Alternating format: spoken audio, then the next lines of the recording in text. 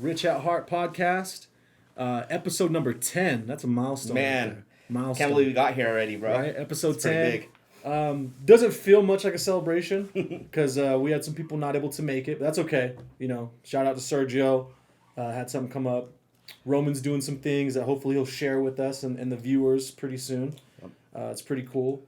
But me and Adam today. Yes, sir. Yeah, Yes, and sir. shout out to all the other guests that we've had on in the past. Yeah, for sure. We've had a handful of them, and each one of them has their own story. They're Right. each one of them are unique. So I don't know. It's definitely helped us push the podcast to another level. Yeah. So Yeah, for sure. Shout out to Valentino Paul Warren. That's my boy. Shout out to Gustavo. Hopefully he's doing good. I've seen some shit on his Facebook. Hopefully he's good and he's all right. Dude, you hit a I'm sorry, I won't interrupt you. We also got Glocko, right? Who came on as Glocko well. too. Yeah. Shout out to Glocko. Yeah. So everybody that's made it on here so far, it's really cool. It's been a really chill experience doing this podcast. Passing 1,000 views too. Dude. Yeah, that's Congrats, pretty cool. man. That's pretty big, dude. 1,000 views just on the podcast alone. I think. Right. I know the page Renowned Raps has more, but like the podcast alone hit over 1,000. I think one episode had over like 300 views. Dude, That's so cool, man. Dope, man. I'm seriously just grateful that people are tuning in and we're entertaining them and they're finding some, enjoyment out of this, some excitement out of this. I think everybody that we've already spoke to has brought something unique to the podcast. You know what I mean? So it's super dope. And I'm just glad to be here. Heck yeah, dude. No, I'm glad. Yeah. Happy to be here as well, dude. Yes, sir. Yeah, dude. So let's get into it. What do we want to take this episode? Well, the first thing is fucking snowed now, first time Yeah. this year, and I fucking hate it. I've hated dry. I took my son to school this morning, and it was a fucking disaster because out where I live, out in Clearfield, Clinton, it was just fucking coming down. Probably because that lake effect, because we're so close to the Great Salt Lake. Oh yeah. There was a fucking accident on my way. This kid. I didn't see the accident happen, but we were passing by it, and it was this young dude, probably in high school, driving this older BMW, and it looks like he just rear-ended this other guy, and his car. Both cars were fucked, but those fucking BMWs don't have much traction. Right. And being a young kid, fucking probably speeding, thinking, oh, I'm gonna make it to class. Dude, another victim of the first day of snow. Like I said, I shared a story a couple episodes where my first crash was on the first day it snowed of the year, and if you're a young kid and it's your first time driving in the snow, it's the worst. Especially when you're having to go to school and you have no one to kind of like tell you like, hey dude, you got to slow down, like you can't be going that fast because the car, you don't know what the car is gonna do when it's snowing and it's icy. Dude. You don't know because the traction's different. And I remember this. I'll never forget this because I was in driver's ed and the driver's ed teacher told me this. They were like the mile markers, right? Like the speed limit markers that say 25, 55. That's for a clear sunny day. Right. If there's snow or rain, you want to reduce that by 5 to 10 miles per hour. Right. Yep. Because that's for a sunny day. Yep. But people don't get that. You got to know your car. Yeah, you got to know your car too. Or they're not told that, so they're like, well, it's 55 and it's fucking, there's ice on the road. I'm just gonna go 55. Not what you want to do. No. Not what you want. Did you do driver's ed at school, or how did you do driver's ed? No. So I was gonna do the one at school, but like, I didn't want to wake up early. I'm like, I want to do something that's quicker too. So I did the one at the ATC. Oh, okay. So there was like I don't know, I think it was like 2 weeks or so. Yeah. Did that one, yeah. That's probably the move. That might have been better. So I ended up doing it through school. Oh, okay. And actually me and Paul were in the same class. Yeah. So me and Paul were in the same driver's ed class, and we were also in the same car doing our exams and stuff. It was us and another friend of ours, Jake. Jake was there. So, bro, it was the wildest time. And I'm gonna speak on it, but when Paul gets back on the podcast, I definitely want to bring this up to him. The guy that we had was a teacher, a specific teacher. I don't know if you ever had him, but he was the health teacher too. Okay, at Ben Lomond. Yep. And he fucking would say like some like off color shit to me and Paul, and me and Paul would talk about it afterwards. So we were driving one time. This was getting closer when we were doing the final exam. And our friend Jake was driving, and he was like, "Oh, Jake, you can go 3 to 5 miles over the speed limit, right?" He's like, "You can do that because this and that." He was explaining it. He's like, "But those two back there can't." And me and Paul were right in the back. He was like, "And you guys got," he's like, "I'm not." Yeah, he's like, "I'm not trying to be racist or anything like that, but come on, what does the police have more problems with? Yeah. He's like, it's Hispanics and African Americans. And me and Paul just like looked at each other like, bro, are you fucking serious? Like, yeah, like, dude, are you, man. And what was he? Was he a white male? Yeah, he was a white guy. White guy? Oh, man. Dude, like... It's funny, a white man trying to give you guys some game. Exactly. He was trying to be hey, like, brother. Yeah, I was like, you watched that fucking movie 187 too many times. Yeah, here's some game for you guys. What's that other one with Edward James Olmos where he's the teacher and he's teaching them Stand and Deliver. He's watched that movie way too many times. And so he thinks he's going to inspire some urban youth and shit like that. But yeah, but I'll never forget that. Me and Paul talk about this shit often when it comes up because we took driver's ed together. Me and him were actually he was prom king and I was runner up prom king. Oh, did you go to that prom with us? Yeah, I did. Yep. That was the one that was up in Weber State, right? Yeah, up in Weber State. That was a dope. Yeah, so. Man, I didn't know he was that close. Damn, I didn't know. I totally forgot about that one. Yeah, that was a good prom, man. That was fun. Yeah, that picture's out there somewhere. We're there with our dates, and Paul has the crown. I'm next to Paul, and then the third guy is like in front of us or whatever. I can't remember who was the third runner. Yeah, but good times, dude. Dope. High school was fucking good times. Good times. That one. Shout out to Kevin Madrigal. He let his sister let us take the Suburban out for that one, dude. Nice. So, dude, can you imagine a Suburban on prom night, bro? How many fucking people you could fit in that thing? So many heads. Oh man, that was awesome, dude. So many heads. Just packed that Suburban up, dude, and we head out to we were out to prom that one, man. That was awesome. That's dope. I think I had my mom's Jeep that night. That Jeep was a fucking beast. You remember that Jeep? Yeah, I remember the Jeep. Yeah, all deep in that fucking Jeep. That was awesome. Oh my god. So talking about that. So I got pulled over for the first time in that Jeep. Actually, I went to jail for the first time in that Jeep too. That's another story. But I remember that one too. That was fun. Yeah, but dude, I would go because I was going to Salt Lake at Trolley Square. They had this acting class. Okay. Right? And I was going there because I wanted to pursue that. And I remember I was fucking flying in that Jeep, bro, because it had the V8 in there, and it had this fucking this overdrive mode that you can put it in. And I was a dumb fucking teenager. I was like 17, or whatever. And I was going like 120 on the freeway, bro. Oh, man. 120 just flying. Fucking flying. And all of a sudden, the cars up in front of me started to stop. And so I was like hitting the brake, but I was like, like trying to not to hit it too hard. Yeah. The fucking guy, luckily the guy that was in front of me was like an experienced driver. He got out of the way, pulled out of the way. And I would by the time I stopped, I would have been right in his ass.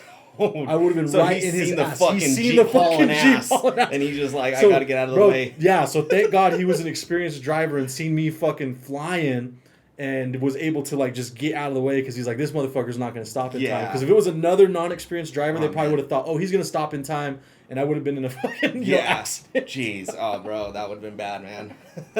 Oh my God, bro. Yeah, no, driving as a teenager, man, that was fun. Like just your whole experience is being able to leave on your own without your parents' permission. Yeah. I mean, you got to kind of get your parents' permission, but like just not under their guidance, dude. You can go and fucking just do whatever the hell you want. Fucking hit up the town or whatever. The other crazy thing, I think, back to that time when I was like in high school and we were in high school, was that I would fucking take my sister's car and I would drive it to Salt Lake like every weekend to go see my friends in Salt Lake. Yeah. And I was dating a girl. I remember that time. Dude, you were in Salt Lake so much. All the time, every weekend. You were at East High games. Is that where you were going? East High and Hunter High School. I was over there like every weekend because I had friends out there and I was dating a girl out there.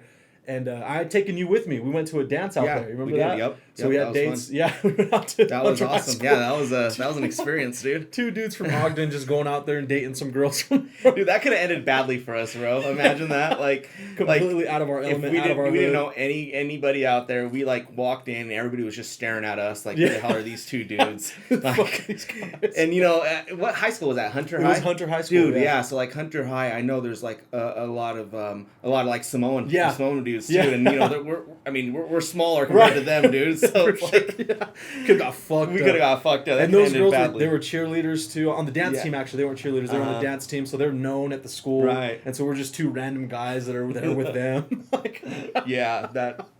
We had balls. I think we were just not aware. I don't know. Maybe our innocence. We're just like, oh, let's go out there. We're gonna have fun, But nowadays, I'm like paranoid, dude. I would not go to a place where I'm out of my element. Yeah, I agree with you. I hate going places where where I hardly know anybody and stuff like that. Unless I'm like going with somebody that I trust and know.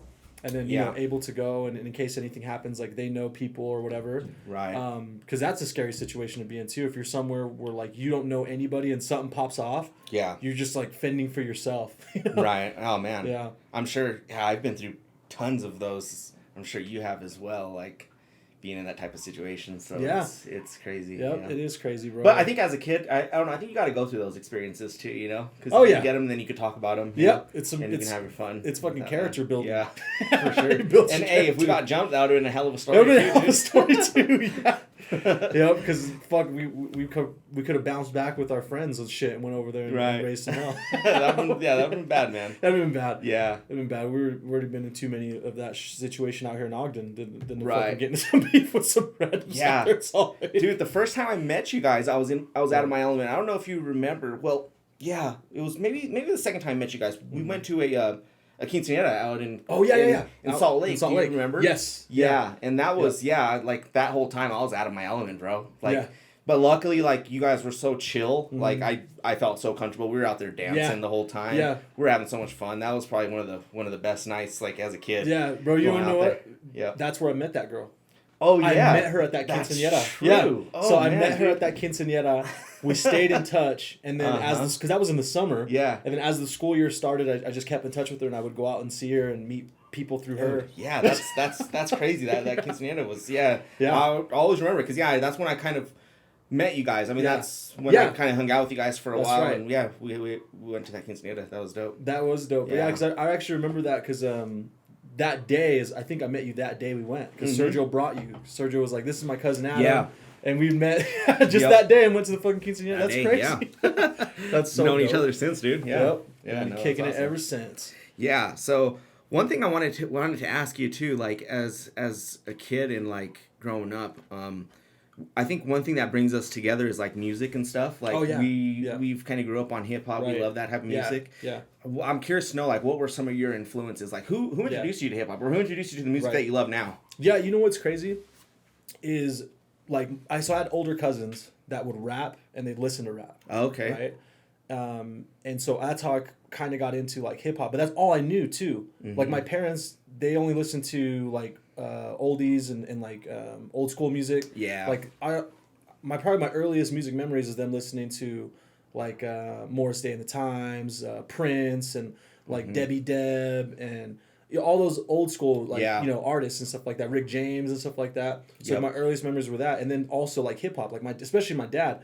My dad loved Eazy-E. Okay. Like he had Eazy-E tapes and shit like that. And so when he had lowriders and when he'd go on his lowriders, if it wasn't oldies and like some classic cholo oldies shit, he would have some fucking Eazy-E banging or NWA banging. That's dope. Yeah. And my mom too. Like my mom. She didn't really listen to much Spanish music until like I started getting older, and then she started to like learn Spanish because she was hanging out with more like Mexicans and stuff like that. Yeah. But she was into like old school music, and then she listened to some hip hop too. So I just kind of like came up around it. Okay. Yeah. Do you remember the first like hip hop song you heard, or like I remember like the first like artist that you remember? Yeah, I remember the first one that I really liked that I started to listen to a lot. Mm-hmm. It was just like anything that was Dr. Dre related. So like Dr. Dre himself. Snoop Dogg, Tupac and shit like that. Okay, yeah. Like that was the stuff that's the stuff I was listening to.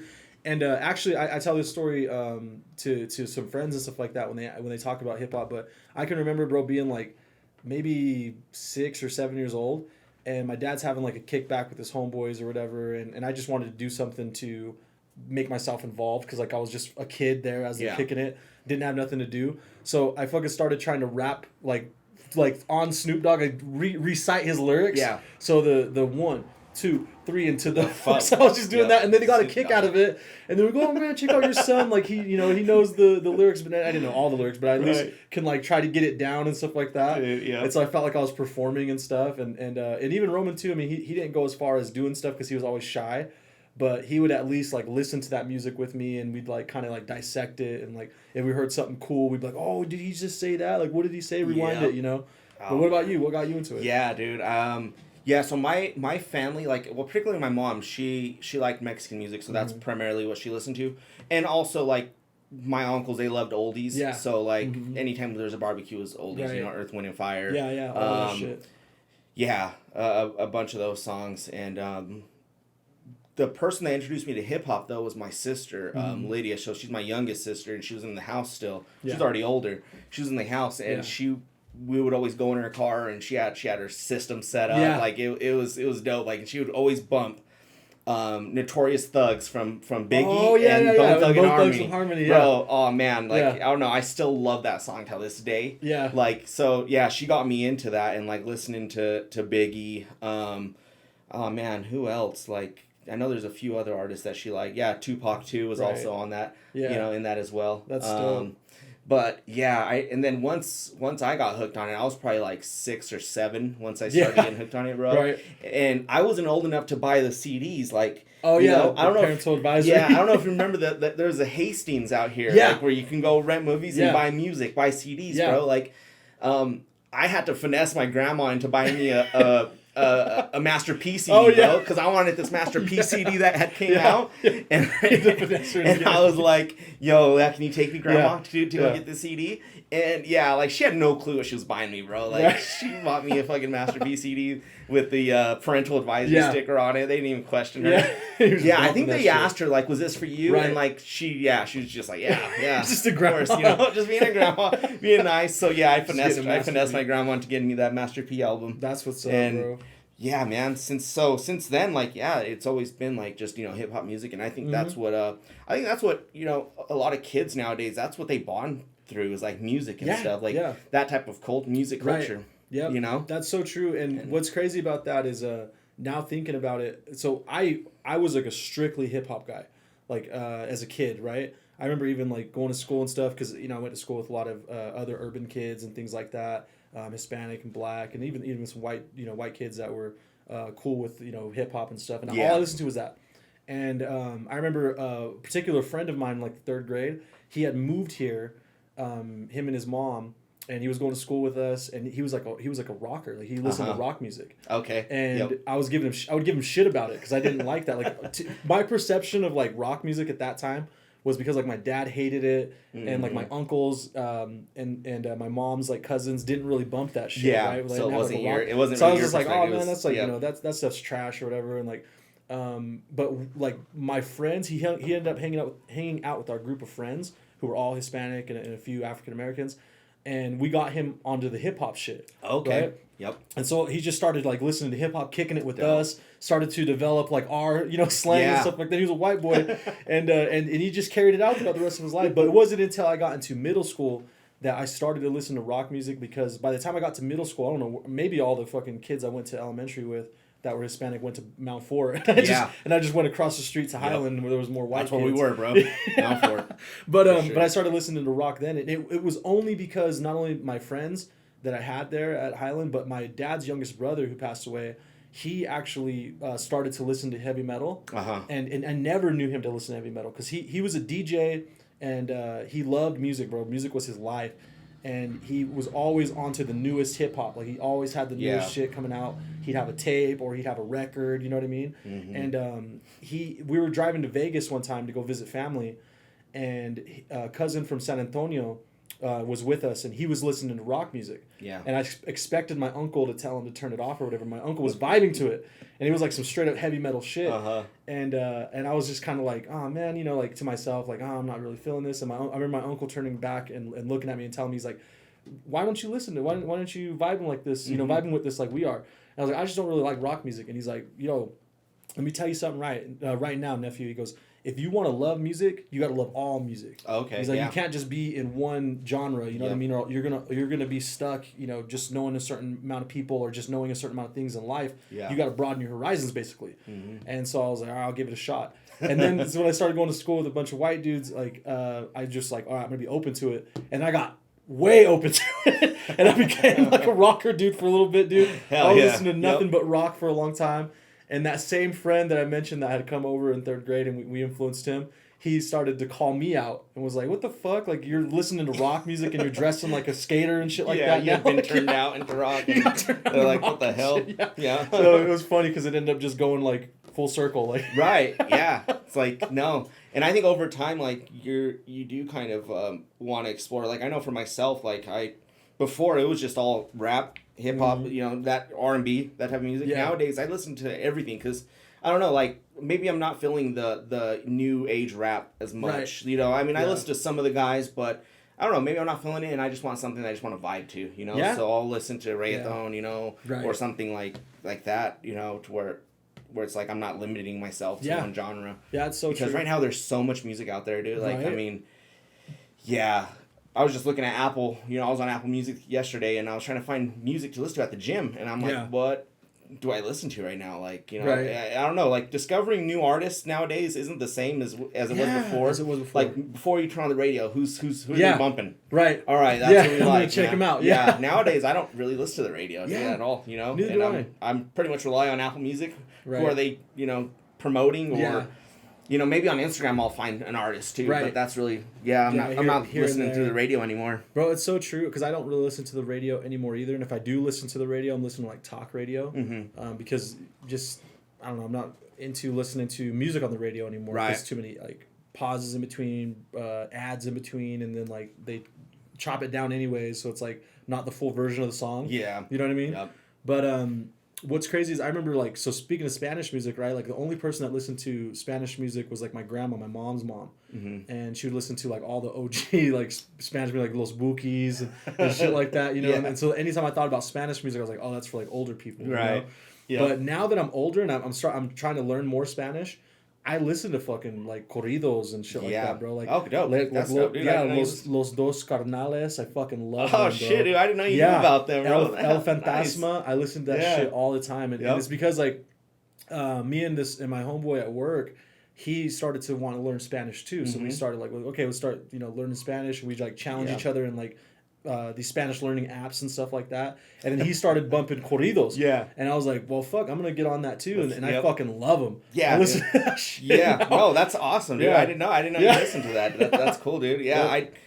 I've been listening to corridos too, because I think a lot of the kids that grew up in California, where their parents were first generation from Mexico and they came over, those kids are becoming like our age, or they're hitting their 20s now. Right. So now they're like incorporating like the corrido music with, you know, like with like hip hop too. So like a lot of the beats, they're not like the old school ones where it was, you know, they stuck to one style. Nowadays, like they're like, I don't know, they have bass to them now. They, you know, they knock shit with other like stuff. You can listen to it. You can just you can jam out. So I'm with you. I like a lot of those new corridos too. Like I listen to them. It's dope, dude. Yeah, it's pretty cool, and I think a lot of the other artists are liking them too. Like Bad Bunny did a corrido song. He did? With the guy, with Nathaniel. Shit, to check it out. Yeah, he did one with them. Yeah. And Maluma too is another reggaeton artist. Yeah. He just dropped a song yesterday with this other banda. Really? So yeah, dude, a lot of people, and I mean Snoop's always doing songs with Banda MS. Banda MS, that song that he had with them that was popular. It was dope. Yeah. I think it's pretty cool that like both genres are allowing like themselves to collaborate with one another. Yeah. Because I think before it was maybe frowned upon. Like, why are you going over there and do that type of music? You know, like stick to your own. Yeah. And I mean, it's cool that like even Latinos from like Puerto Rico or Colombia, they're doing like, you know, the Mexican type of music as well. Because before, like, it's like they stick to their own lane, you know. And, you know, we talked crap about their music. They talked crap about Mexican music. You know, it was kind of like always a beef. And now they're kind of coming together and they're making the music, which is dope. So. It is cool. It just speaks to, like, how times are changing for the better. Yeah. You know what I mean? Where they're infusing more and, like, collaborating more and stuff like that. I remember even, like some Chicano hip-hop that would have, like, either trumpets or... You know, that kind of like Mexican style like beat. Oh yeah, that's true. I would feel that shit. Like shit would be dope because it would speak to me like, oh man, like this is you know from our culture or whatever. Like I mean, to me the most classic would be Kid Frost's La Raza. That song La Raza. Oh yeah. Like the fucking horns. And then a hip hop beat laid over it with all that shit, bro. It was dope. That beat is like goated. You're like Hispanic, Chicano, and you grew up, and you hear that beat, you already know what the hell's going on. You know what's up, bro. You show up to a party, you know what type of party it is that they're playing that song. And that fool's still rapping. Yeah, he had he has a collaboration. So Sad Boy Loco has a song with him called Lolo. Oh, okay. Yeah. So Sad Boy Loco, who's with YG and that record label, he has a song with OG. It's OG Kid Frost now. So he goes by OG Kid Frost. Now he can put that on his name, huh? He's a veterano now. But yeah, that shit's dope, dude. But yeah, corridos for sure. Like I dig that shit. Yeah. Also, like I listen to a lot of reggaeton and stuff like that. And even when reggaeton was starting to become popular, when we were in high school still, like I would check it out and stuff. And at that time I didn't know fucking much Spanish at all. Right. But I would still check it out because it was Latino, and I'm like, well, I'm Latino, so I'm gonna check it out. Yep. But I mean, now I check out artists that do Spanish music because I'm learning Spanish, and I have friends that I talk to because I'm on this language learning app too. Okay. And I've talked to them, and they're like, listen to Spanish music with an English subtitle, and that'll help you because you're hearing it and you're able to be like, okay, yeah, I know this, I know that. Well, what was that? And then you can see it in English subtitles and like, okay, that's what that word means. You know? Oh, that's cool. Yeah, so it helps you to pick up your language more. And they put me on to some really cool artists. I mean, most of the artists that they listen to are like, I guess, slow songs, like slower Spanish music. But they also like have put me on to some really cool ones, like one that I just recently found. I don't know if you've ever listened or heard of him, but El Moreno Mexicano. Oh no, I don't think I've heard of him. So he's a rapper. Oh, you shared him with me yesterday, right? On Instagram. You shared his page. But he's dope. Yes. Yeah, so he's African Mexican and is El Moreno Mexicano. And he fucking raps sick. Dope. Like he has a bass voice, you know what I mean? Yeah. So when he raps it sounds hard as fuck. That's dope, dude. Yeah. When I heard him rap, I'm like, there's no way that's coming out of his mouth. Like he doesn't look anything like a typical Mexican would look. Yeah, because he's African, Right. Yep. I wonder do you know much about his background? Like how he learned any of that stuff? I'm curious. So I know he was born in Mexico. He was actually from Guadalajara. So because he loves Canelo. So on his page, on his Instagram page, he shares like all this Canelo shit. Like he fucking loves Canelo. But he's full Mexican, bro. He's Mexican, and his parents are just from there, which is like in Oaxaca.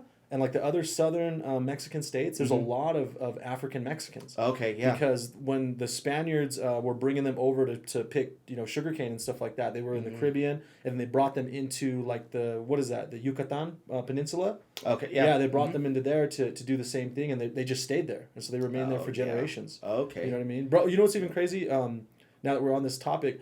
I listened to this, it's not a podcast, but it's like a YouTube channel. This guy does a deep dive on like Mexican history and like Latin history. The first president of Mexico, so not like the Spanish rule, because they had like a lot of governors and shit like that from Spain when it was still New Spain before it became Mexico. But one of the first Mexican presidents was half African and half mestizo. Oh, wow. Yeah, so he was half black and half native mixed with Spaniard. That's pretty cool. I didn't know that. Wow. And he was one of the first fucking Mexican presidents. And he helped them win their independence from Spain. So there's like a lot of heavy. That's cool that there's that there's still like a little I don't know, like a division of Africans within Mexico. Yeah, and even before I heard about El Moreno Mexicano, I remember we took a family vacation down to San Diego, and my uncles and my aunts went down to Tijuana, but we stayed in San Diego kicking it, right? But I remember that following morning we went to the beach, and my uncle, that same one I was talking about who passed away. We were on the beach, and I seen these dudes, and they were African. They were black, right? And one dude had "Hecho en Mexico" on his back, tattooed, and he was dark, and it was the sunlight. I seen it. Yeah. But I was like, I asked my uncle, I was like, oh, that's cool. Like, they're from. Are they from Mexico? And my uncle put me on game. He was like, yeah. He's like, there's blacks in Mexico because when the slaves were freed in the southern states, they fled to Mexico. Because Mexico didn't believe in slavery. Oh, so they took them all in. And so they were able to buy land down there. They were able to basically blend in just as normal people instead of the segregation they were getting up here in the States. Yeah. And so that's the first time I heard about it. But then now I didn't learn until later, it was mostly in Oaxaca and those southern states and stuff that they mostly live in. That's where they're at. Yeah. It's interesting. I think and on that same note, there's a lot of the stuff that's been going on in Haiti and a lot of those immigrants that are trying to get refugee status here in the U.S. They're crossing through Mexico, and I know they're having a hard time getting through. So it's gonna be interesting, what happens in 20 years from now, if a lot of those Haitians stay there, and they I don't know, they get mixed in, and who knows, maybe that grows too. Because I was really interested when I seen all those people coming. There's 10,000, more than that maybe. Right. People coming trying to get the refugee status, but I don't know. It seems like the government's giving them a lot of issues, so maybe they're gonna have to just stay in Mexico, dude, and end up. Which because shit, Mexico it's like a third world country too. Yeah, but it's at least I think, and I could be wrong, but it probably is a little bit more stable than Haiti. Yeah, you know what I mean in certain aspects because you still got like the cartels and shit like that. There's violence down there, but I mean as far as like opportunity, there might be more there than in Haiti. You know what I mean? Right. So, and a lot of them probably aren't willing to go back to Haiti. Because that's a ways, man. Like yeah, and think about how many like earthquakes they've had. Right. Like that's what drove them over. There was this latest earthquake, right? Yeah. And it fucking ruined buildings and stuff, so they had to get out of there. Like it kind of sucks in a way, and I know a lot of people disagree with having like immigrants period come over here to the U.S. Yeah. But bro, like you gotta have some humanitarianism and think like, okay, they're coming from a real shitty situation. Even if we can better their situation a little bit, we should have them over here. You know what I mean? Like assign a certain division of the workforce to just immigrants and have like a certain division of the workforce only for them. You know what I mean? Let's help them get on their feet or something, you know? Yeah, there's got to be a way. There has to be a way, and I don't know. It seems like it's interesting. I think the government does that in particular, like, countries that they have their hand in. Because, like, you know, Mexico, like, they don't want to consider the cartel a terrorist group yet because, you know, obviously if they do, then Mexicans are able to get refugee status here. So that's what's holding them. So that's what's holding them from saying like, oh, they're a terrorist group. But like, no, people say like, you know, people from Mexico, they're like, they're a terrorist group. Like, you know, they literally come into they literally come into towns and fucking take over. Just like it would just be like the Taliban, right? How they go into a fucking town, they take over the town and kill whoever disagrees with them. Like, I mean, the fucking cartels kind of do that too. They go, it's all about money. You know, it's mostly about drug trade and money, and they're taking over from a different family or whatever. But it's almost similar, so it is almost like a terrorist organization. But like you said, they won't label them a terrorist organization because if they do, then they're going to have to give amnesty to a bunch of other Mexicans that want to come to the United States to get away from it. Right. And we already know how that goes. These fucking people don't want anybody coming over. They're not going to want that to happen. Yeah, it's fucking ridiculous. Yeah. So now that it's getting closer to Christmas time and stuff, what's your plans? Like, what do you like to do? I know these, like, for work, I know myself, like, I don't know, these next couple weeks are kind of just going to be a chill day. Like, it seems like half of the U.S. is, like, shut down right now. How is it for you? How are you kind of spending these next couple weeks during the holiday? Like, or is there anything you're doing with the family around this time? I've just been chilling with the kids. Like today, this morning, after I took Royce to school, my son to school, my daughter, Mia, she wanted to play in the snow. Because it was coming down heavy, and and she's 3 now, so you know how it is because you know you're a dad too. But before they get to like 3-4 years old, they don't remember really anything, being 1 and 2 or even an infant. You know what I mean? But now she's starting to understand, and she'll remember these moments. So I took her outside today, and I played in the snow with her. We made a little like snowman that I accidentally dropped and broke. Dude, you must have got more snow than we did. We didn't get enough to build a snowman. I think we did because in that area, like especially like Syracuse and Clearfield and West Point, Utah, like all that's right there by the Great Salt Lake, so it gets that lake effect snow. So there's much more downfall. Okay. So we probably got like maybe 4 inches. Yeah. I think, but yeah, we made a little tiny snowman. So it was probably like this big, bro, a little like 8-inch snowman, and it was just right in the middle of like where we live, and I was like, I'm gonna put it on there's like this concrete wall where we go into our house, and I was like, I'm gonna put it up there. I fucking pick it up, being a dumbass, like I picked it up from the bottom instead of like picking it up from all of it, and it fell over and it just fucking completely shattered because it was you know pure powder. But she didn't get mad. So I'll tell you this, because like you're about to have your second child. Yeah. Yep. It's so crazy, bro. Because like the first child, I feel like the first child syndrome is real. Like they're a little bit more spoiled, right? They have expectations of what the parents should do for them and stuff because they're the first baby. But the second child, for whatever reason, like they're more chill.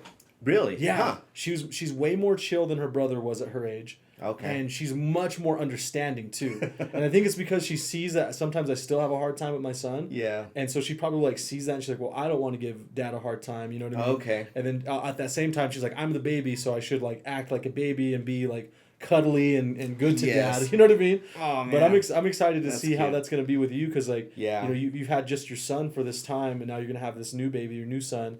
And then to see like the interaction and the difference that you're going to notice in him growing up.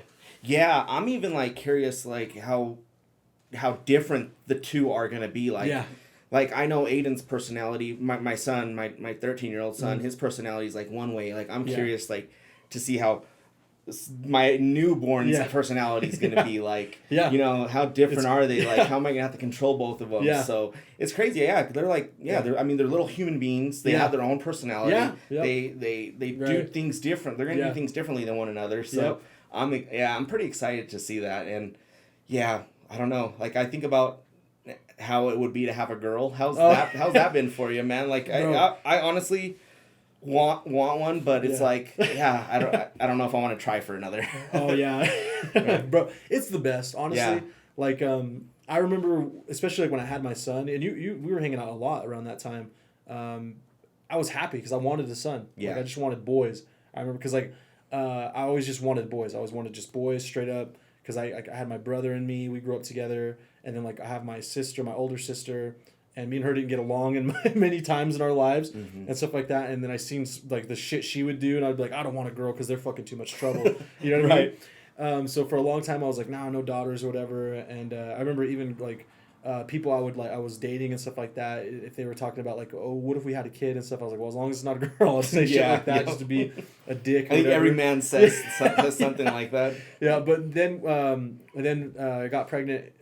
So my girl got pregnant with our daughter, and it just changed, bro. Like, as soon as when I knew it was a girl, it was kind of like, oh shit, I'm having a girl. Like, the anxieties that go along with it because of everything I just said. Yeah. But then the first time I held her, bro, and I like, you see how precious she was.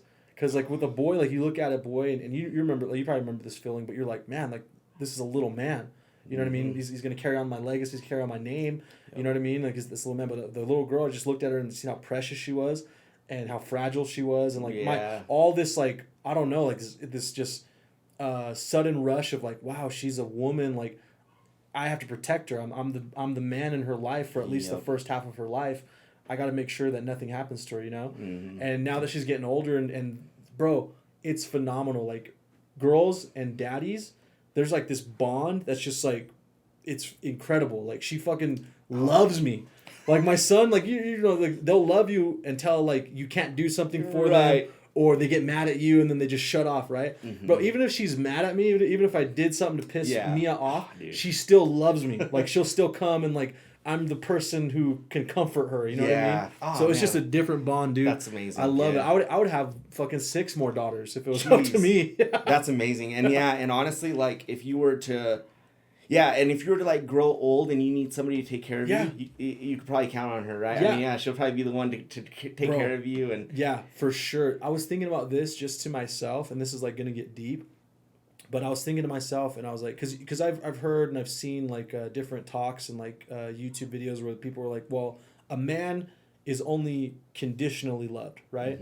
He's only loved based on the condition of what he can do for others, right? Okay, whether it's in his marriage, at his job, or whatever, right? Yeah. Where like, men can love a woman unconditionally, you know what I mean? But I was like, damn, the only unconditional love I'm gonna have is my daughter and my mother. Yeah. When my mother's gone, you know what I mean? Which hopefully is no time soon. Right. But when my mother's gone, the only other woman I can depend on to love me unconditionally is gonna be my daughter, bro. Yeah. She's gonna be the only woman that's gonna love me unconditionally. Because, like, her mom can dip out on me, right? Things happen in life.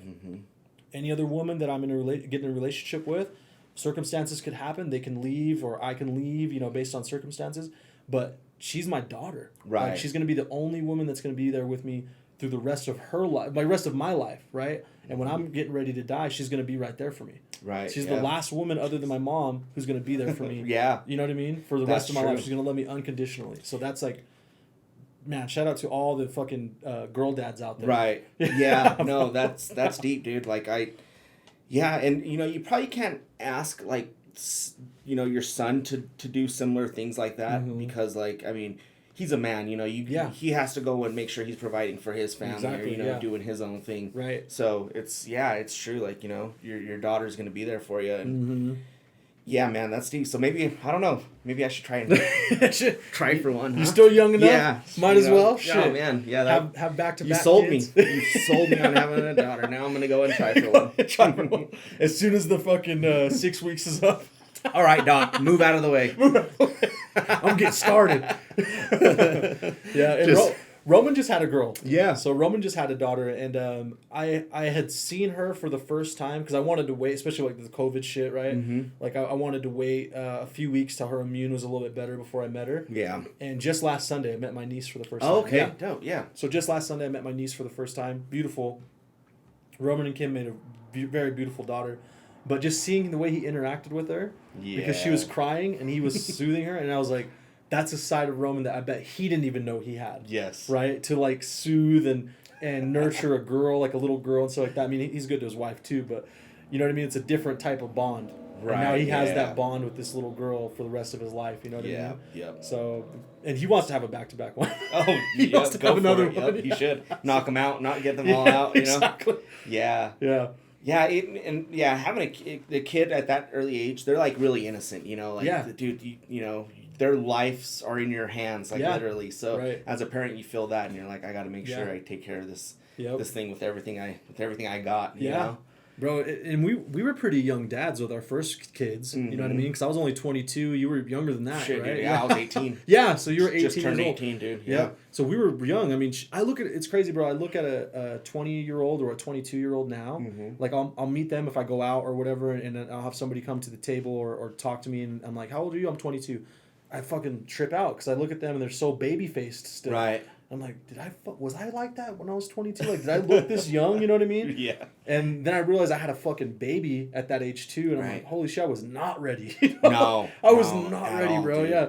So we were not ready. Like it sucked. I mean, you know, like it happened, and I'm thankful I had my son. It's pretty cool that I had him at that age now because I'm still young enough to go and play ball with him or do whatever he needs. You know, I'm not old and like, no, son, I can't go out there with you tonight. You're gonna have to go out there by yourself. You know, so it's pretty cool I had him at that age. But no, dude, that struggle at first was crazy. Like I'm thankful my mom was there for a lot of it, like to help us like take care of the baby. I mean, financially as well. She was definitely there to help. But for things like, why is the baby crying right now? Like, I don't know what else to do. What to do, You know, like she would come and help. So that's where experience is going to come in with the second baby. Yeah. And I know it's been some time. Like your oldest is 13 and you're about to have a newborn or whatever. But like when I had my daughter, because the age difference is 7 years old, right? Or 7 years apart, like maybe 7.5. Because Royce was about turning 8 when Mia was born.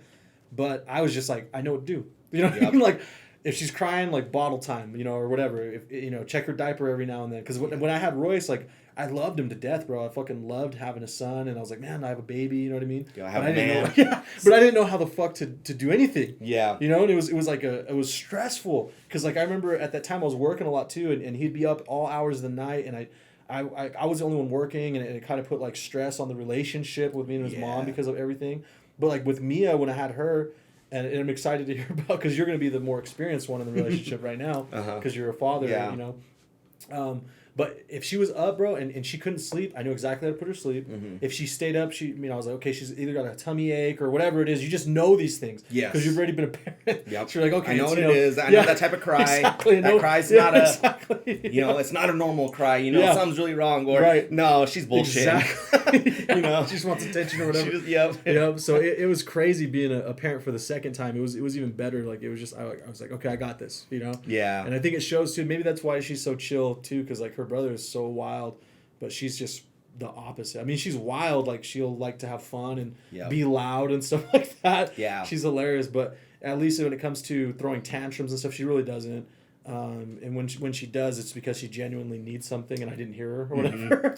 You know, but I'm excited, bro, for you to have your second kid to see how, because to hear like if it's the same for you, where like you're like, oh yeah. It was easier the second time around. Yes, yeah. How's that relationship, that big brother to little sister? Like, how's that relationship? Does he, like, pick on her more, or is he more, like, sticks up for her? Yeah, it's funny because I thought for sure he was going to be, like, not that he isn't, because he is pretty protective over her, but I thought for sure he was going to be, like, I don't know, the like, Hollywood-type big brother. Yeah. Where he's, like, teaching her things and wants to get her involved with things and, like, this and that. But no, they fight like they're the same age. Bro, they fight like they're the same age. Like, she'll antagonize a lot of the fights, which makes me laugh. Yeah. She, like, bullies him sometimes. And she'll start, like, whacking him and smacking him and all this stuff. Yep. But when it comes down to, like, her with cousins or her with other friends, like, there's kids that live around us that if they do something out of line or maybe they throw like something at her and it hurts her, he'll get in their face. You know what I mean? Oh, so good. he'll be protective. He'll be protective with her. But then other times he's like, I don't want her around me. Like, I don't want her in this house. Like, and stuff like that. And then you'll get the favoritism. And it's like, I look at my son and I'm like, bro, you're 10 years old. Like, I can't do the things that I'm doing with your sister with you. You know what I mean? Yeah. Like, if she needs my attention, she's the only, like, baby in the house. Mm-hmm. So I'm going to play blocks with her or whatever it is. Or if she's crying, I'm going to pick her up and soothe her, Yep. You're 10. I can't do that to you. I can't. Do you want to go build a snowman right now? No, you don't. Yeah, like, you want to play your game? Yeah, exactly. Or when he's, like, crying or something like that, I'm not going to pick him up and console him. You know what I mean? He's fucking, for one, he's too big. I can't physically do it anymore. Right, yeah. But for two, it's like, you're 10 years old, dude. Like, get your shit together. Right. So I'm excited to see that because like it'll be cool, like brother, like that older brother, younger brother with your two kids now. Yeah, you're about to have it. That's gonna be a cool relationship. Yeah, bro. I think with my son, it's like hard like to even like to hug him and stuff like that. Like we just feel like it's two men already. Like the dude, he has his own smell already. Right. Like he's not that little baby no more. His baby smell, like his own grown smell. Yeah. We hug each other. It's like kind of awkward. That awkward hug, like Yeah.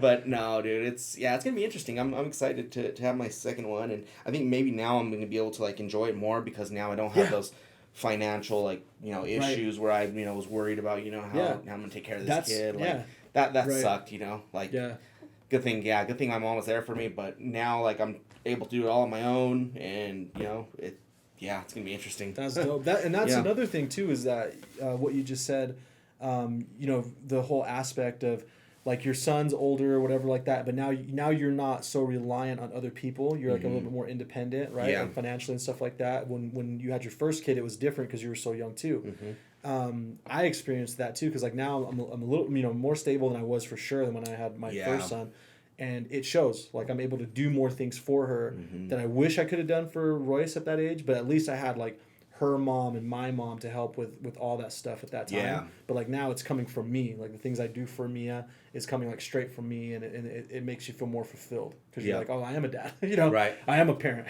Yep. Yeah. But when did it start becoming like that? Like I like how you said, or what you were talking about with like Aiden, how it's a little bit awkward now to hug and stuff like that. Because I think about that all the time, bro. Like my son's 10, right? He's coming on that age. He got his smell too.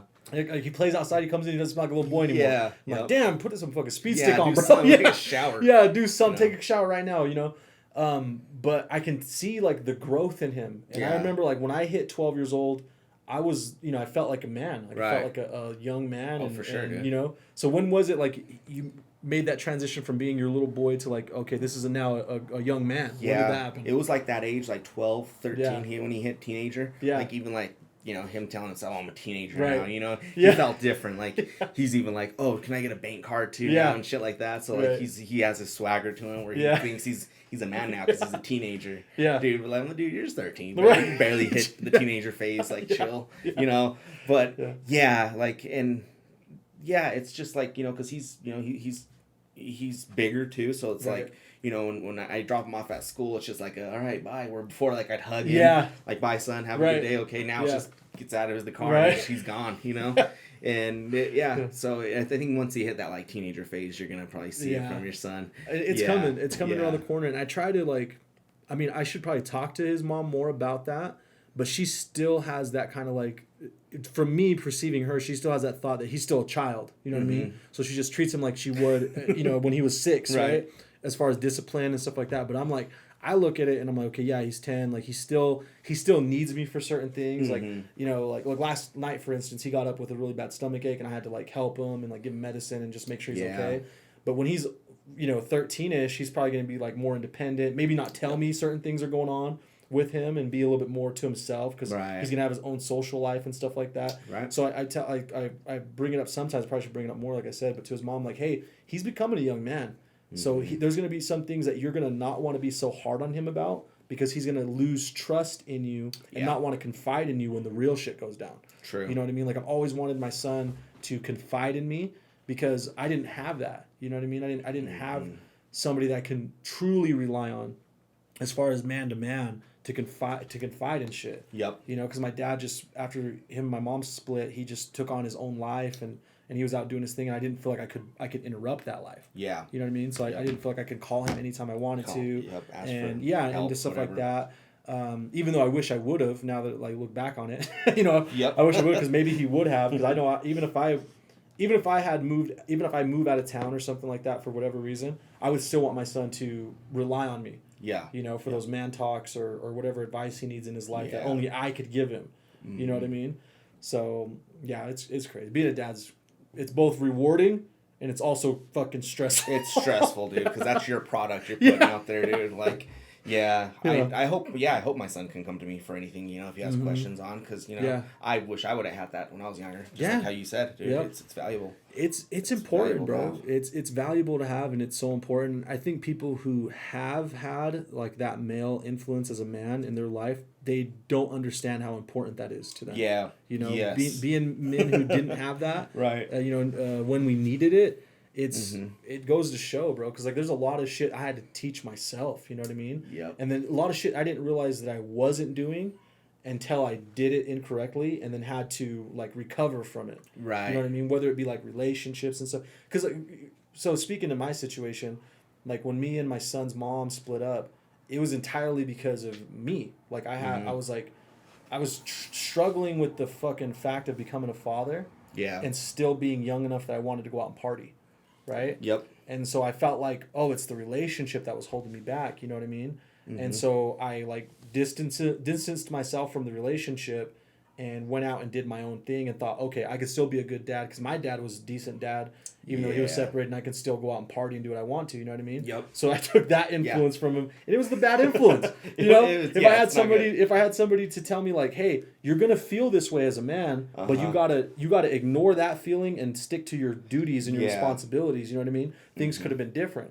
Yep. You know, I mean, thank God they are what they are now. Like I'm still in a good. We're still in a good spot together and stuff. We have 2 kids now. Yeah. You know, so thank God for that. But I just wish I had that direction. Right. You know what I mean? A better direction yes. at that time in my life. No, yeah, and I respect the fact that you and your your kids' mom stuck it out through all that, because dude, we were young, and like out of all our friends groups, like everybody split up, you know, or they weren't together. You're probably the only one that still has that. Right. And yeah, it's just testament to like how you guys just, you wanted to make it both work. So that's hard work, dude. Like I hear these, relationships of, grandparents being together for 20, 50, 30 years or whatever. Yeah. You're going to be in that same situation, I feel. And you know what's crazy? The what kind of, because it hasn't been easy, right? Mm-hmm. There's been fucking tons of rocky roads that I've been on with that whole situation. I know, yeah. Yeah, but with that, it was learning about other people going through the same shit. Yeah. Right? Because when you're going through something, you feel like you're the only person in the world going through it. Yeah. Right?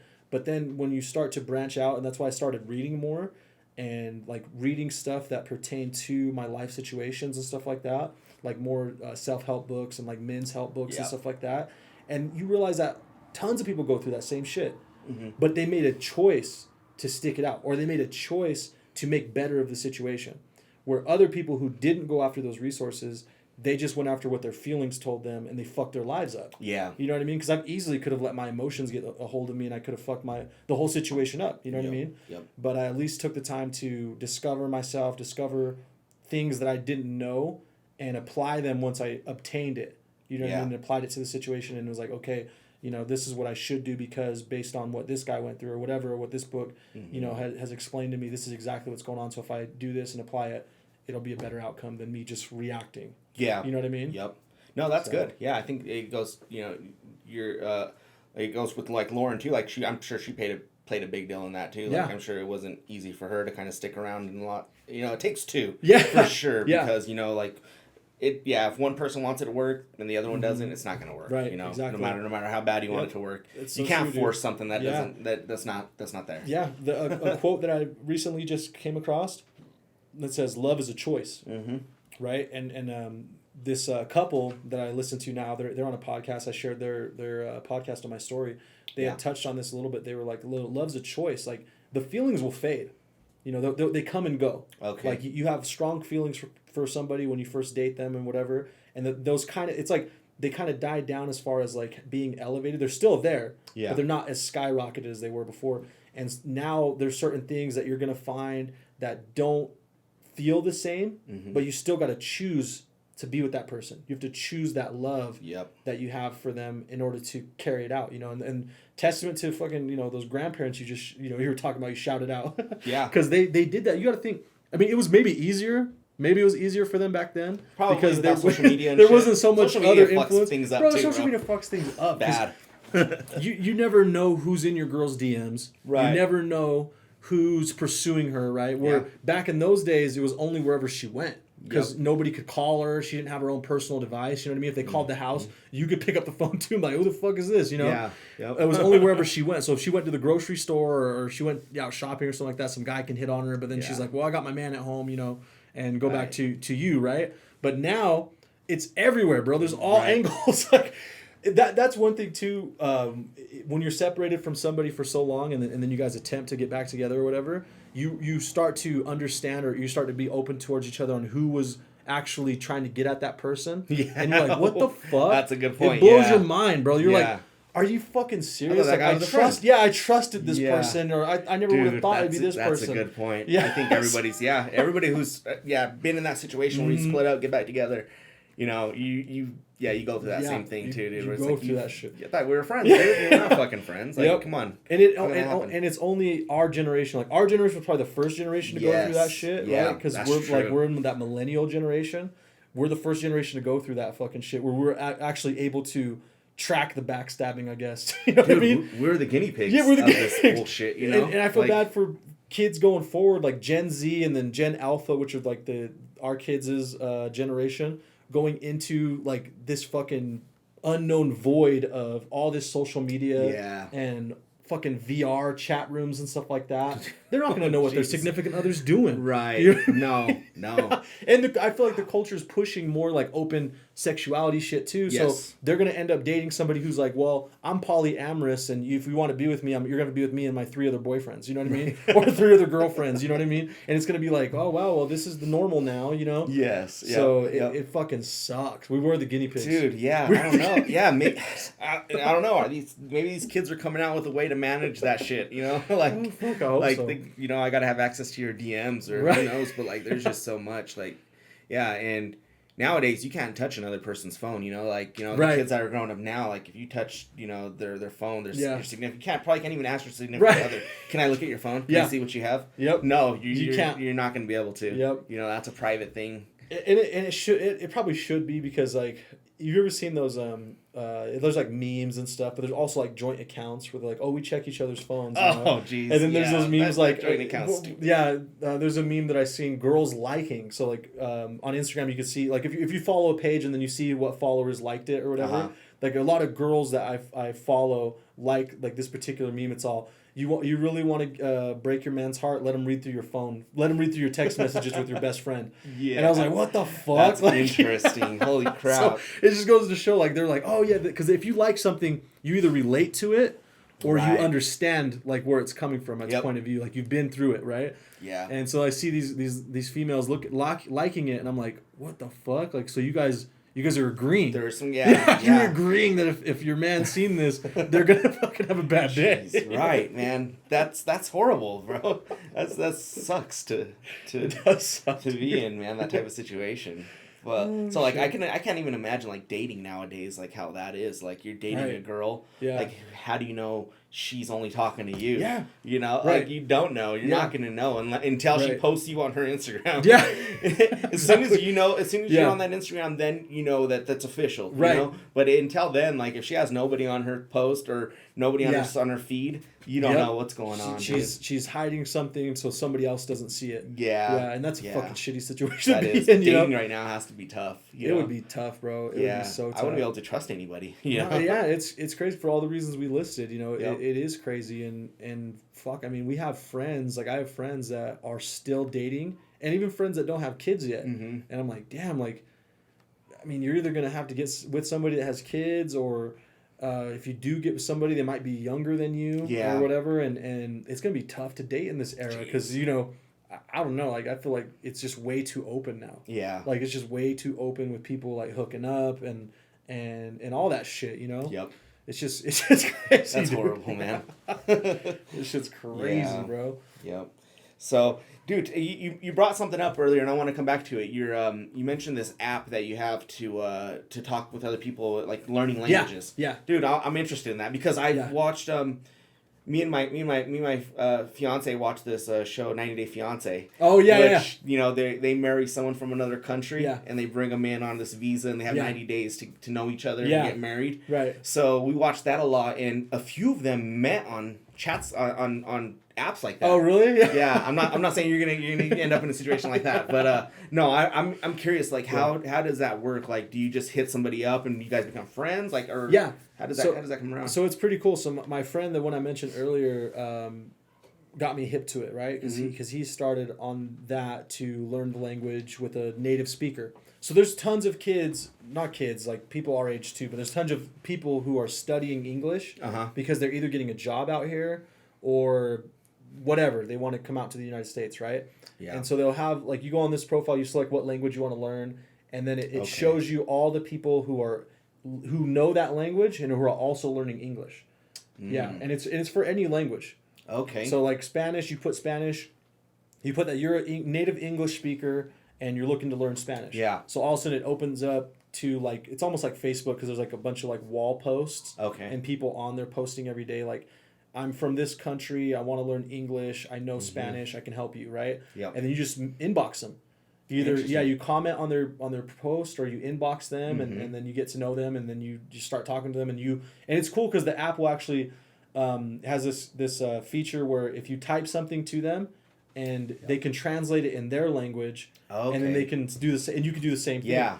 And so it helps you to learn, so right? You guys are learning, so you're learning together. That's pretty cool. It's super cool because then you can even talk on there too. You can like do like voice, like a Skype call or whatever, and talk to them and they talk to you, and then you correct each other's language, right? Yeah. And it's been so interesting because like most of the people that I've talked to, in particular, I've got one good friend from La República Dominicana, and I speak to them almost every day, and it's just about like, okay, I'm speaking to you. I tell them I want to speak to you in Spanish.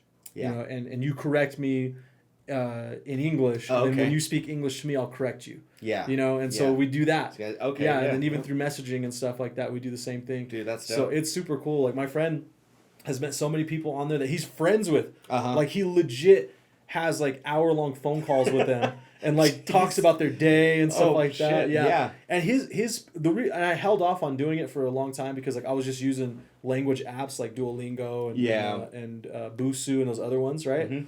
And it helped a little, but he was like, you gotta speak to a native speaker because they'll be able to like in real time tell you what you're not saying or what you don't know, right? And so he was doing it for like a year before I hopped on it, and his fucking Spanish elevated, bro. Like that's accelerated because of that. So I was like, I got to do it now. So are you like type? Are you learning how to write or type in Spanish or that other language? So for me, like even when I took Spanish classes, it was easier for me to write or read it because like my grandpa, being that he only spoke Spanish. Well, Spanish was his first language. He spoke English too, but his Spanish was his first language. He would write stuff in Spanish. You know, whatever books he would read, he'd read in Spanish and stuff like that. So I was familiar with words in Spanish and you know and stuff like that. But it was always speaking. Like I never knew the adjectives or whatever, right? Yeah. So I always had trouble speaking, and so that now when I'm on that app or I'm talking to somebody, I'll want to speak. Right. And talk to them and speak in Spanish. You know what's funny too is, just within the last week, bro, Lauren's been watching telenovelas. Oh no way! Because she's always looking for something to watch. Right? And so she was like, let's watch a telenovela because we've watched almost everything you can watch on Netflix and shit like that. So we started a telenovela, bro, and we have the subtitles so that we can read and understand the story and what's going on. But it's helped me so much with my Spanish, bro. Helped me so much with my Spanish. Because there will even be times where we're watching and I'll watch it and I'll just not look at the subtitles and try to hear what's going on and see if I can understand what's going on and then ask her, like, were they saying this or is this going to happen next or whatever? And so it helps me a lot. But, dude, I can see why fucking older ladies love those shows. Yeah. Because they're so drama filled. Yes. There's something new happening every episode. Like, something fucking crazy. Yeah, and there's a shitload of episodes too, bro. Yeah. They fucking, they don't go by just like the 10 episodes a season. It's like 150 like episodes. It's one season. 150 season, bro. Yeah, I watched one with my girl too. Yeah. That was a Pablo Escobar one. Yeah. And it was like 100 episodes, bro. And I'm like, how do they film this? Right. Yeah. Like just twice a week or something. Like they're working. Right. Like you got so much footage. Right. You know? Yeah. No, those shows are cool. So she reads the subtitles then. Like shows she doesn't do it to learn. Like, no, you know okay. Yeah, you know what's funny too is now that we've been watching them, and if we watch them for like a full day or whatever, I'll start to speak in Spanish, and she gets pissed off when I ask something in Spanish to her, or I'm like jokingly saying something in Spanish, like, you know, whatever, I'm going to cook this for dinner tonight, I'll say it in Spanish. She's like, don't say that. I don't understand what you're saying. We just watched a fucking like marathon of telenovelas and you don't want to hear Spanish. That is hilarious. So yeah, she's just reading the subtitles. Yeah. She's not, Fucking hilarious. Yeah, I try to watch like shows to learn Spanish too, and I don't know, it's just...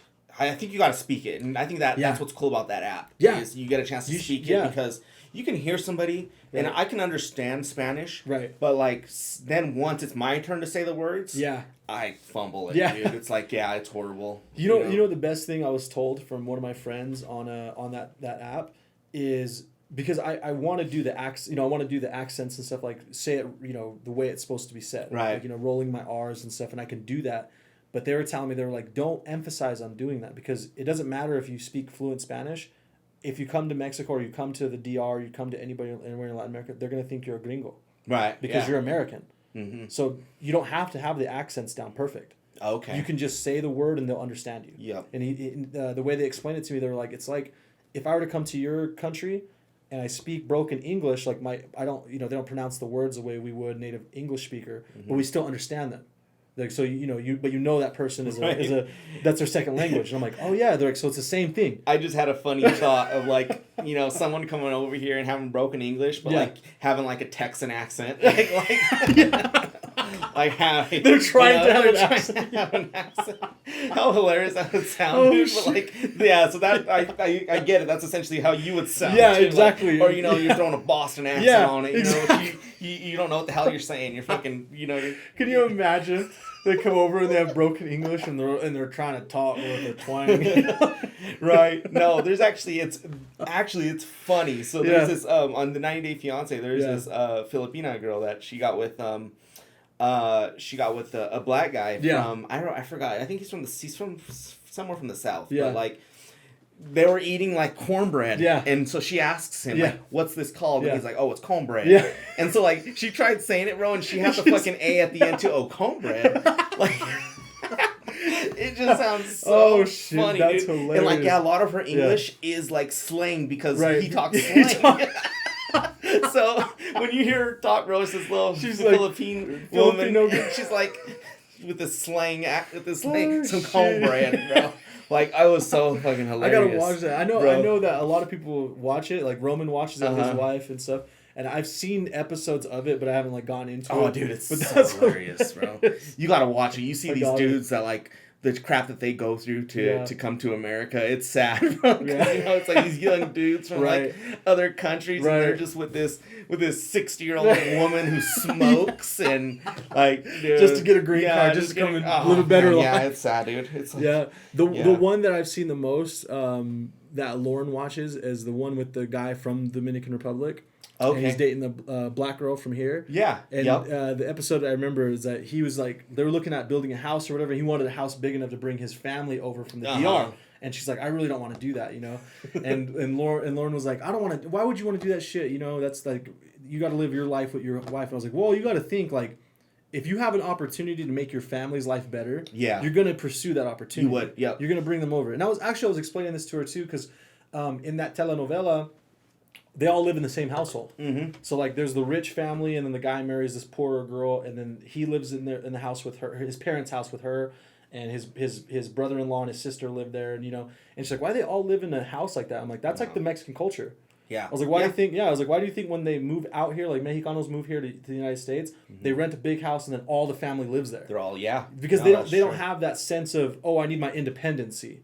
You know what I mean? It's just not in that culture. It's like, oh, we're all in here together because we're all making money and we're gonna pay the bills and then we're gonna use whatever money we have left over to do whatever we want. Right. You know what I mean? Yeah. So, And in that culture, like it is like you take care of your mom if she can't. Yeah. If she can't work or something, you help her out. Take care of her. And that particular family, and I know you're talking about that particular family. Yeah, he helps his parents. Yeah. Like I mean, he helps his mom and his sister. Right. You know, to live because that's what he was doing out there. Yeah. He was working. He was the man of the house. Right. Because the dad wasn't around, so he was doing that. He was doing it all. And I mean, you can't expect him to come over here and just leave his Yeah, family just, to dry. You know, fuck, I'm in America now. Yeah. Like, you know, It's it doesn't work like that. But yeah, it's funny because a lot of these ladies that do get with the guys from like those types of countries, they're like, why you gotta send them $100 every month? You know, it's like, that's what they were doing. You know how fucking far that goes? Yeah. Like $100. Even the Samoan guy that's from Samoa, he was wanting to help his family out too. Right. Like, yeah. That it's shit just, goes a long I don't know. way. It's maybe it's an American thing where you don't do that because you expect your parents to have like a retirement plan or something to where they can take care of themselves. Yep. And then now you're working towards your retirement plan. Yeah, and there's retirement homes they can go to if they can't watch themselves, you know? Yeah. Which, America's probably, it's probably the only country that has a retirement home. Yeah. Like, bro, it probably is. So, have you ever watched that there's a show called, I'm losing it right now, but it's a Swedish show, Midsummer. It's a horror movie. It's supposed to be a horror movie. I've heard of it, never watched it. And it's a weird movie where these Americans, they go to Sweden for this festival, and all of a sudden, like, they go to this ritual that's going on, and it's these two old people. They're sacrificing themselves. They're throwing themselves off like this hill, off this cliff. I mean, right. And they're dying. Yeah. But apparently, it's they sacrifice themselves to so they're not a burden for anybody. For their family. For their family. Yeah. So like their kids and shit. So yeah, they're already old, and it's like, hey, I don't want to be a burden to you guys, so I'm just gonna let my family go. So they were fucking tripping, but apparently like people. What I'm hearing is like it happens in places where they'll do like euthanasia or something to like they don't want to be a burden to their family, and in a way I kind of got it after that. I'm like, it's not really like. I don't know. It was horrific how they did it. Like, why would they do that? But like at the same time, it's like I get it. Like, you don't want to be a fucking burden for somebody, especially if you have like if you're coming down with some type of disease or something, like dementia or some shit. Yeah, and you're just gonna be a burden, bro. Like, it would be a horrible thing to do, but like you don't want to be a burden for your kids. That's so crazy. In a way. But it's interesting wild. To where like other countries, it seems like they're more open to like just no retirement homes, you know, and if they don't have anybody to watch them, then hey, let's just jump off a cliff right here. Yeah, jump off a cliff, dude. Bro, it's so crazy, but it's so true though, because like especially like in Latin culture, and even like from what I know, like African culture, the elders are taken care of. You know what I mean? If somebody gets old and they can't work anymore, then their kids take them in and they take care of them for the rest of their lives. You know what I mean? But here in the U.S., especially with like you see it all the time with wealthy families and even semi-wealthy families, they'll fucking send their parents to the nursing home. Like, you're going to a fucking nursing home, mom and dad. I'm not dealing with your shit anymore. Like, fuck this shit. Give me your money. Give me your money and just fucking live here. So it's like a uniquely American thing, which is crazy. So speaking of this, I thought about this while we were kind of touching on it. How you said like they send money to those countries they're from. So. Bro, it's so crazy because like now that I speak with people from other countries, right, and they tell me like how expensive shit is at their country, right? But to them, it's in their pesos or libras, whatever country they live in, it's different, right? But like you think about, so here, if we were making, $5 an hour, we'd be like, what the fuck? I can't live off of that. Right. Yeah. But to them, because $1 American is fucking $25 in their currency, $52 in some of their currencies. They're fucking banking. Yep. They're like, oh, fuck yeah, I'll work for $5 American, you know? But then I was like trying to think and put myself in their perspective and think about how hard it is when things in that country, like school or even a doctor bill, is like 1,000 libras or 1,000 pesos, right? And they only earn like 5 pesos per hour or whatever. Yeah, dude, and, they're making like maybe 20 pesos a day. I mean, a week or something like that, dude. And that's only like a few cents in American dollars. Right. And then it's 1,000 pesos or whatever to go to buy something at the store, go to school, or whatever, right? Right. And to us, I would look at that and I'd be like, how many $5? Yeah. So you just need $5 to go to school. But being in their fucking perspective, it's a mountain. Yes. You know what I mean? It's a mountain to climb. So it's so crazy. Like, people just don't put themselves in other people's shoes. And that's like the biggest problem. Is people will think, especially it's always been like that in America. I mean, shit, even Chicanos think they're better than Mexicanos in a way, as far as I perceived growing up, because we live in America. We make American money. We got we live in a better country, so we're more superior. Yeah. Bro, you got to put yourself in that fucking other person's shoes. Right. You got to put yourself in their perspective, because like they're trying just as hard as you are. They just don't have the same resources. Right. They don't have an American dollar to earn. You know what I mean? So of course they're going to come over here where they can earn some money that means more in their country. So it's just crazy, dude. A couple months ago, I sent some money out to my grandpa. He lives out in Mexico still. He lives in Chihuahua, and I sent over $100 and was like, here, because I want to try to help him. I need to do it more often, because there's not like a social security plan out there for them. Like, once you're old, you're on your own, dude. You can't work. Nobody. There's no government to help you. You're not going to get any monthly checks like we're doing here for people. And so it's kind of sucks. Like, for him, like, I feel bad. Like, he has to rely on people to support him. Yeah. Now, because there wasn't those plans back in the day. Like, jobs don't give 401ks. They don't have health insurance. I mean, they used to have like pensions and other payouts and shit like that. Even fucking you think like 50 years ago, right? Like in the factories and stuff, they had like, hey, if you work here for 20 years, 25 years, you retire, and then you also have like this severance pay or whatever, and people could live off of that. That shit don't happen now. No, if you're not investing your money or putting away in a 401k, which even a 401k I don't trust. But if you're not investing your money to grow it so that when you're old, you're fucked. You got to work forever. You know what I mean? Right. And then once you're old and you do get your money, you're fucking you get scammed by these people. You get scammed by motherfuckers taking shit, and you're just fucking sitting there like, fuck, I'm fucking fucked now. I might just fucking take my savings and go down to Mexico, bro. Dude, that wouldn't be a bad idea, man. I'd go out there and live a good life, right? Man. Have yourself a couple women, and have yourself a maid. Dude, I knew this guy. He came over from I think it was Honduras where he lived, and he started living out here, and he was like complaining like, dude, over there I had a maid. Oh yeah. I had all this. He was like I think he was working like remotely. He worked for a US company. Oh, okay. So he was over there. So he was making good money. He was probably making bank. So he had his maid and everything, and like he's over here complaining because he didn't have a maid. And it's like, dude, that's not normal. Like having a maid, fucking maids. You don't have maids, dude. Like you're doing good. Yeah. That would be fucking sick, though. Think about that. Having, like, a big-ass fucking pueblo, fucking pool, and chilling, just fucking all kinds of women around. Drinking tequila all day. Right from the farm. Right from the farm. Dude, good meats awesome, and shit bro. like that. Real meats, no processed shit. Real meat. I'm gonna do it. Yeah. That's our retirement plan. Go live out. Yeah, let's do it. We're gonna fucking save, and then like when we get older, we'll probably have to get divorced because they won't want to go with us. Just two dudes. We'd be living our fucking life, bro. Live in a big ass mansion, just at 50, 60 years old, and fucking get enough blue chews to get our shit up and show these girls a good time. I always mess around with my fiance. I'm like, dude, when I retire, I'm gonna be front row at every fight. My money's just gonna I'm gonna blow it on bullshit. Every fucking fight, front row. Just gonna see this gray-haired man. I always see these old men like chilling in front rows of like fights, Mayweather fights or something. And they always have like some young girl with them. Yeah. It's like that's gonna be me, man. Exactly. That's gonna be... But pisses her off every time I fucking say that. That's fucking hilarious. Yeah. That's the life, bro. That's the dream. That really is, man. That really is. That's the true American dream. I guess Yeah, man. Our goal in life is just retire as soon as possible, right? I mean, yeah, bro. That's what we're living for. Yeah, it's crazy. That's what we retire. We wake up every day for is to retire as soon as possible. You know what's crazy is like there's a lot of people who get stuck in the fucking hamster wheel. Yeah. Right? They just get stuck in. I'm going to work. I'm working every day. I'm getting a paycheck. I'm paying my bills and stuff like that. And but before you know it, it's 15 years have passed, and now you can't do your job the same way you used to do, and some younger kid comes in and takes your job, and now you're fucked. Oh, man. You know what I mean? And that happens to so many people. Yeah, no, it's going to happen.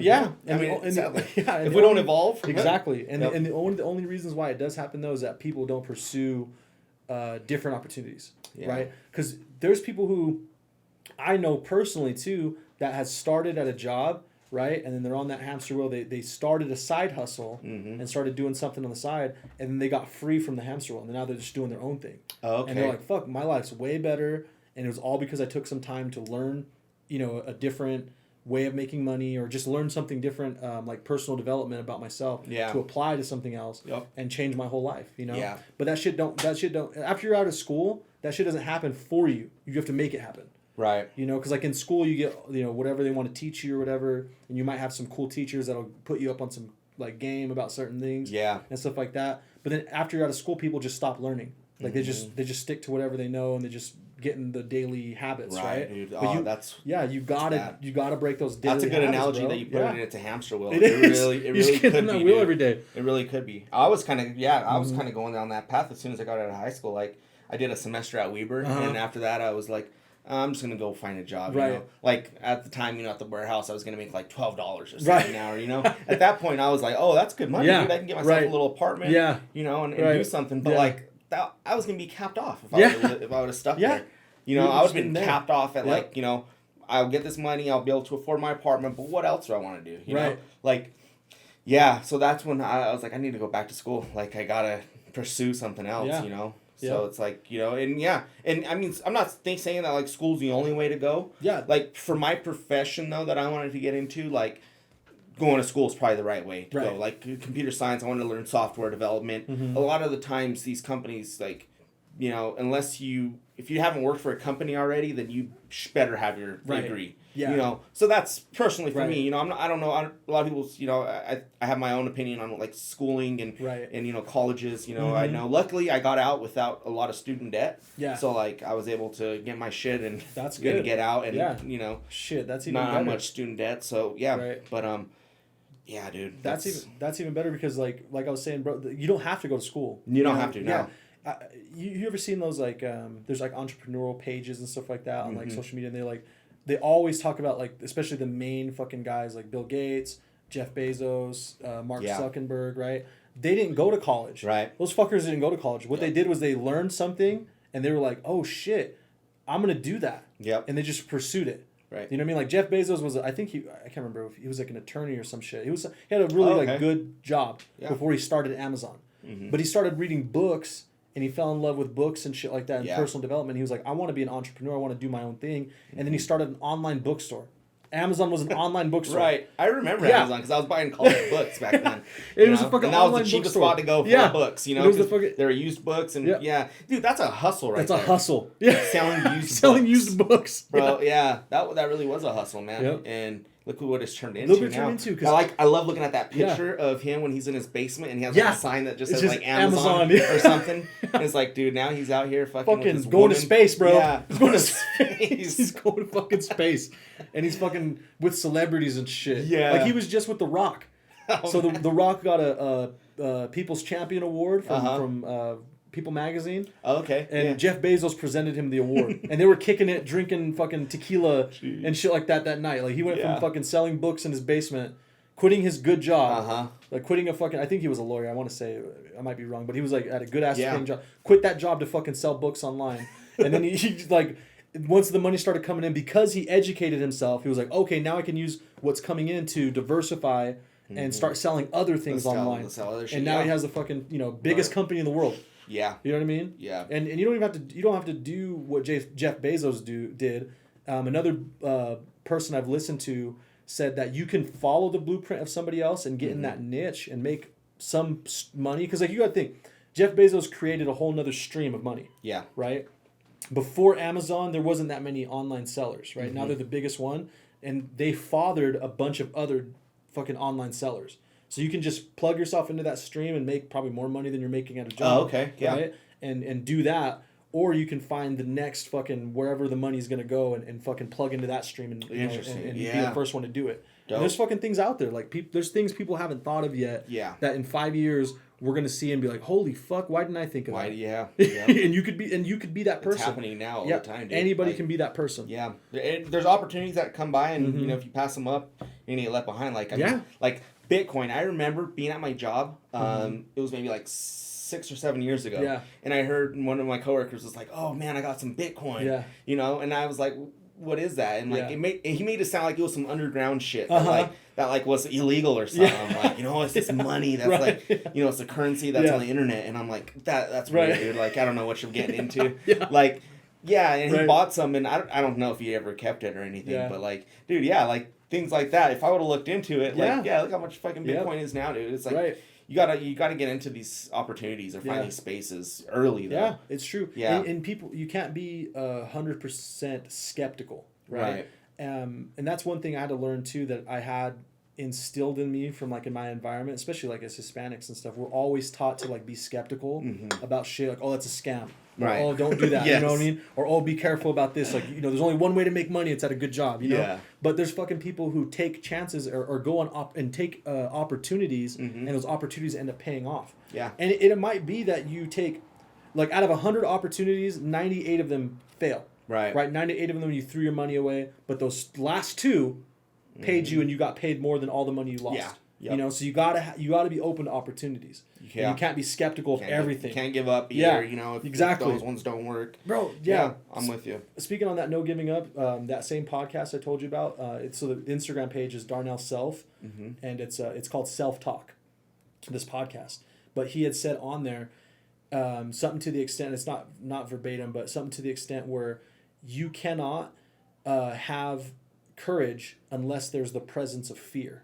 Oh, so if there's no fear, how do you know if you have courage? Yeah. Right? Yeah. There has to be fear there for you to prove to yourself you have courage. Same thing with quitting. How would you ever know if you're a quitter or not if you never gave yourself the opportunity to do something you might quit? Yep. And then when that thing happens, you can say to yourself, I'm not a quitter. I'm not going to quit it. But if you never take that opportunity, you're never going to know if you're a quitter or not. Right.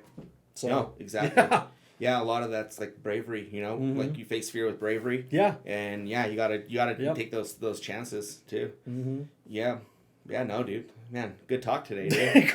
Great fucking talk, man. I'm glad we had it. Hell yeah. Yeah. I'm glad to. Awesome, Rudy. How do you wanna go ahead and let's close it out, man? Yep, just shout out to everybody who's been watching. Like, we see the numbers and everything like that, and it's humbling. It's seriously, yes, sir, makes me feel so grateful that people are tuning in, checking us out, liking us and stuff like that. Leave some comments. The comments have been pretty dry for the most part. Yeah, let's get some comments. Let's bring some topics to us. Let us know what you want us to talk about. We'll try our best to cover it. Or let us know what resonates with you. Let us know what you liked about what we talk about and stuff, because it's really cool. When me and Roman started this, I'm happy we brought you guys on and stuff. We didn't think that we'd get a lot of people checking it out. Yeah. We just did it because we wanted to do it. And now that we're getting people checking it out, it's so humbling, bro. And I just feel so grateful for anybody who watches it. Anybody who sits down and watches us talk. I'm fucking grateful for that. No, for sure. Yeah. And we also, want to have guests on as well. So we want guests, interesting guests. So if you work a job, that's here in Ogden and it's, interesting or whatever, let us know. Like, we want to bring more people on. Yeah. Inbox us, let us know. And we'll find a day to get you guys on too. So, thank you for tuning in. Hell yeah.